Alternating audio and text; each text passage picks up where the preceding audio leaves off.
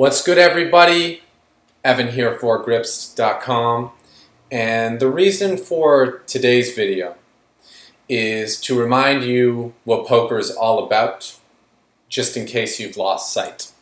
I know most of the people who are watching my videos will not have an issue with this, but a lot of people haven't discovered my videos and definitely do experience this issue. So if you know someone who has troubles with this area or just doesn't seem to get it or understand why they get frustrated with things and stop having fun playing poker, then maybe, just maybe, you might want to go ahead and share this video with them.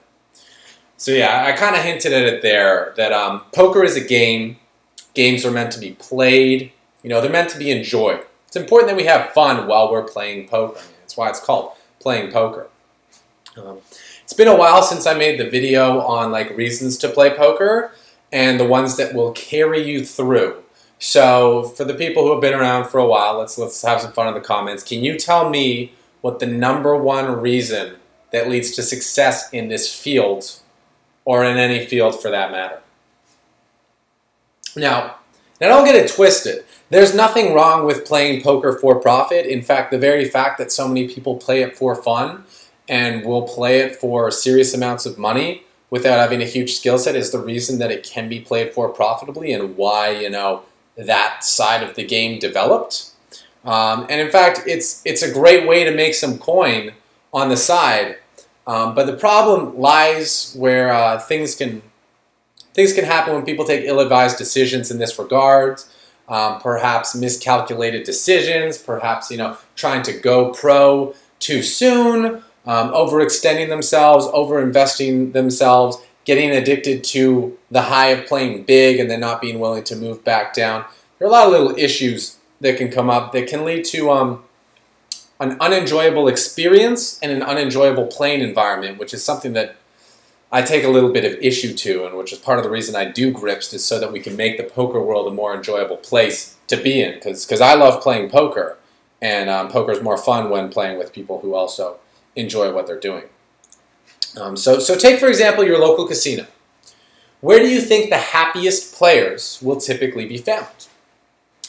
It's actually either going to be at the highest stakes game, where everyone kind of knows the score, they know how to manage themselves, they prepared beforehand, they know how much they're risking, they've identified their risk tolerance, they know nothing horrible is going to happen. And for the people who aren't professional poker players, they still know that they can afford to lose that money, otherwise they wouldn't be playing, you know, for such large amounts. The other place where people might be having the most fun is the smallest stakes game, where people are just having fun. Although it's not always the case, because in those games there's still, you know, some fear, some worry in the mix here sometimes. You know, am I playing the game right? Is this the right way to be doing it? And the other players can really determine whether that newbie has an enjoyable experience because they're very encouraging, or if they have an uncomfortable experience because people are giving them a hard time for playing bad.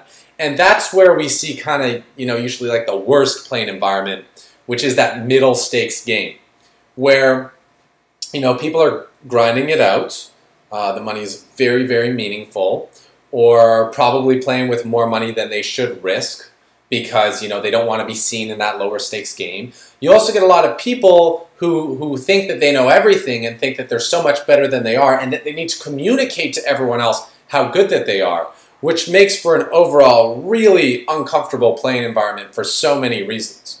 The same was true at the World Series of Poker.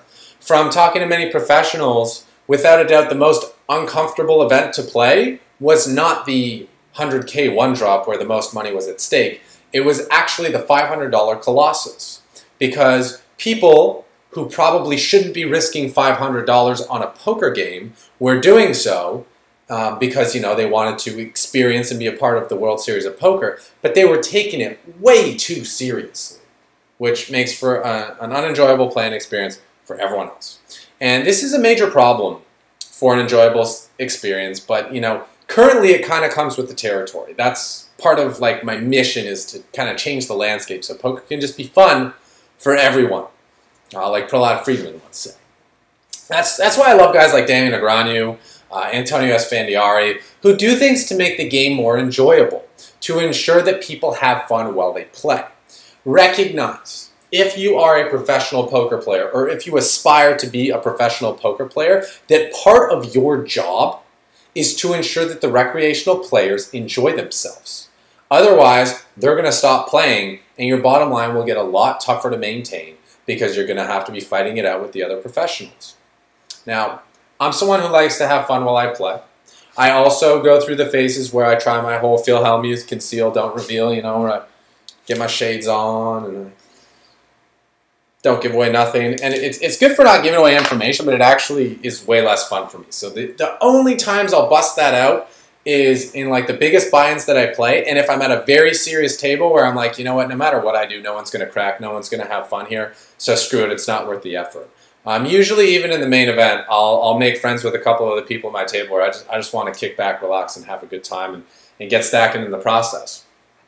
So, yeah, like I said, it can be tough to be that fun guy, to have that fun when it's you against the world, At a table of serious, don't want to give away information type of people, sometimes you're just fighting an uphill battle, so it's better to throw in your headphones. But it's so much more enjoyable when you have, even one other interactive or fun person at the table. Then things get contagious and everyone typically, just kind of loosens up and has a better experience. I experienced this many times at the World Series of Poker this summer, playing at serious tables and then getting moved to a table where there was just one dude who was having a good time, and I jumped in with him and boom, everyone was having a blast. It's simple. And it makes your poker sessions that much more enjoyable and that much more memorable, regardless of what the outcome is, win or lose. Remember, poker is meant to be a social game. It's about the people. When we go play live poker, we're not sitting at the computer anymore, just us and our screen and maybe whoever else in the environment. You are there with people, and you should get the most out of that experience. And one of the best parts about playing poker at an advanced level is getting to sit with real-life bosses who are extremely intelligent and extremely successful at what they do. And by being a high-level poker player, you actually get the opportunity to interact with these people, potentially learn from them, and potentially enrich your life experience in the process. So before you throw on your conceal, don't reveal, get up, your hoodie, your shield, your gear, look at who's at the table and think about maybe it might be, more value to just, get to know some people and connect with some people and make sure everyone has a good time. Also remember that a happy table is a gambling table, so it'll also increase your bottom line in that regard. I've had my ups and downs over my career with this. Like I said, I've experimented with both approaches. And I had a huge amount of fun in the beginning when I discovered poker, learning, improving, excelling at the game, moving up limits. It was really, really awesome. But I did realize at a point in my early career that people didn't want to play with me at residence anymore because I was taking it way too seriously and it just wasn't fun anymore. So then I had to go to online, and then I got out there, I saw some new cities, I saw some new countries, and poker gave me a lot of things. But the best memories I have are in playing in just some crazy cash games, even low-limit ones, where no one else at the table cared at all, and it was just a party. Now, at some point along the line, things got very serious, though, and I wasn't having as much fun at the game anymore. I think it was actually around 2011, 2012 when I started to meet some very serious professional poker players, and they're like, no, the game has to be taken serious. This is the way you got to do it. And I got caught up in that, and I'm like, okay, we got to study hard, work hard all the fucking time, never play. And that's good to do sometimes, but not the way to do it all the time. And it was probably also one of the reasons that I stopped enjoying it was because I never took a break to celebrate my achievements or share good times with other people because I was so busy just studying 24/7, trying to get better and better and better so that I could just crush people, and forgetting that, the human experience is about connecting and enjoying time with other people too, and not just beating them into the ground. That's only some of the time. And that's what this video is all about. I found that playing to teach on YouTube really helped raise my love of the game because I was helping to enable other people to get those early career experiences that I had, so I was creating a lot of happiness that way. And playing for fun at small limits on Twitch really rekindled this flame. By the way, if you guys want to get in some small limit fun action on Twitch, make sure you tune in this Friday at, I believe it is 6 p.m. Eastern Time. We'll be having a good one. But this summer, I really got to experience the pleasure on the highest level. And I want to give a big thank you to Scott Ball, Rum Cakes on Twitch, who told me about the Chad Brown charity event. It's the second year that it's run. And he said, it might be good for business. He said, Evan, I think this might be a good networking opportunity for you. There's a lot of, important people who attend these events. It's probably a good look. You should check it out. So I went in there thinking, okay, I'm going to network. I'm going to meet some people. I'm going to position myself better.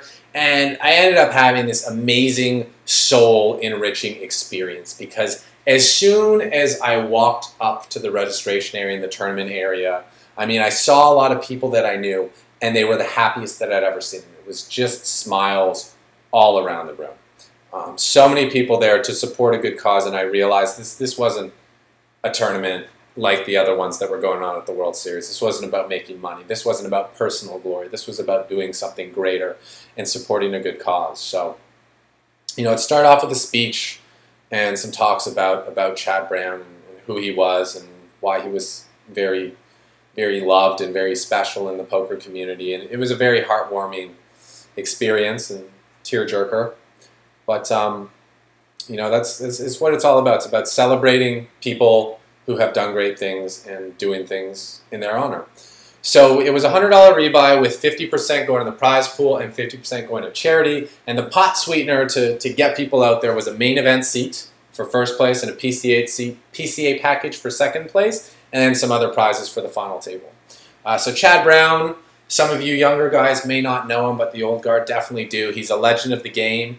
He was an announcer for, I don't remember what the show was called, but I remember it was like this tournament show that they would just take the local daily tournament at the plaza, and when it was at the final table, they'd start covering it with hole cards, and he got into that a lot. It was a fun show. I watched a lot of episodes. He was a great player, a great writer, and a very good soul. He was also a very healthy guy, which is why it was surprising that he succumbed to cancer. But more than poker, there was so much stuff to keep the energy positive, to keep it being a good experience. There was prizes for the most rebuys, prizes for the first person to go all in when it was announced on the mic. There was a silent auction for more donations so people could take home a keepsake from the experience. I'm pretty sure it was open bar. I wasn't drinking, but I'm pretty sure it was open bar because some people were having way too much fun to just be straight sober. It was all about the bonding, letting people loosen up, relax, have a good time, and having a positive experience doing something we love with great people and for a great cause. And that's what it's all about, doing the things you love and getting the maximum enjoyment out of them and never letting circumstances or life take away the pleasure from something that once gave you enjoyment. If you stop getting pleasure out of something you once loved, you got to take a step back and ask yourself why and try to fix it up, because you're either probably taking it too serious or neglecting other areas and you're actually feeling guilty about those, and that's why you can't enjoy your main passion so much. I met so many wonderful people there that it's honestly too many to name. And I want to thank Maria Ho for hosting the event and doing a great job promoting it. Maria, fantastic job running the tournament, honestly. It was really, really good stuff. This was an environment where nobody cared who won or lost, with the exception of one very serious lady who I got to play for the first time, but that's just kind of how she rolls from what I understand. And nobody was concerned about the money. Everyone who was here for this 100 rebuy was fully ready to put in, upwards of $2,000 with no intention of taking the thing down, just to know that it was going to the foundation. They were just happy to be part of an event that just might make a difference in the world by supporting cancer research. My highlight of the tournament, I think I was in for 300 after the add-on, in for the min, going for the win. That's just how I roll. I could have a lot of fun, but I couldn't bring myself to bring out the gambling beast. It's just not in me. I'm too rooted in my ways. But my highlight was getting moved to the feature table, which was no coincidence, because when I tell you the lineup of the feature table, you'll see it was very, very planned and very contrived. We had Gary Gates, who's with Poker Stars, rep. Vanessa Selbst, top boss, obviously. Papi, Joey Ingram. Chad Brown from Poker News, World Series of Zombies guy. And Maria Ho and 3 other players who I'm sure were important for one reason or another. I just didn't recognize them. And my highlight was after being at the table for like 3 hands, I ripped in like ace queen under the gun, got eliminated by Maria Ho, who isolated me with ace 5. And hearing... yeah, and then hearing Vanessa break down why Maria's play was bad, isolating with an ace 5 when I shoved like... I think I shoved probably 8 blinds under the gun. So, you know, maybe not the best isolation, but who cares? It's for charity. And in a tournament that's basically like winner take all, or top 2 spots get everything, can't be that bad. And also, what Vanessa didn't realize was there was a bounty on my head for a free copy of the All-In Poker program, which includes the Yin to Win yoga program, Peak Performance Poker audio DVDs, and all of my books and my MTT strategy guides. So, you know, in a $100 rebuy to get a bounty that's worth $250, it's decent value. Definitely worth going after. Maria actually went on to win the event. I swear it was not rigged. It was legit. I hung around and railed for a while, everything. She was just running really good. You know, it's the karma strategy. Do good things, and good things will come back to you in your life. You know, it's pretty funny, but I've got to say, honestly, looking back at the event, I've never seen so many smiling faces in a poker room in my entire life. And I've been playing poker for a very long time. Very long time. I've been at some fun cash games. I've been at some fun home games. I've been at some fun tournaments. But, you know, that's just one table. And this was an entire room. Every single person who attended that event was having a great time playing cards. So it goes to show what the power of giving does to people's attitudes. And when you know you're doing something that is good for the world, you naturally feel good about yourself. So the other main takeaway I got from really observing this event and other events during the summertime is that if you want to have fun while you're playing poker, make sure you're playing at limits that you can afford to lose at. Especially for you tournament players, since successful tournament poker involves losing 80 to 90% of the time. And the other thing is, if you want to have poker as a part of your life for the long term, then make sure you have fun while you're playing. Okay? It's pretty simple. As soon as the stakes get too high and the need to win becomes too high, things get a lot more serious and get a lot less fun really fast, and it can be a little bit of a challenge to bring that fun back and rekindle that flame. So try to get it right from the get-go, and if you fall off track slightly, try to jump back on as soon as possible. And if you're like, Grips, I don't know what to do, just rewatch this video when you feel yourself slipping and you'll get back on, no problem, promise you. And if not, send me some questions. Anyway, this has been Evan for Grips.com, continuing with my review of the 2015 World Series of Poker. Many more videos on the way. Thank you for watching, and until next time, happy stacking.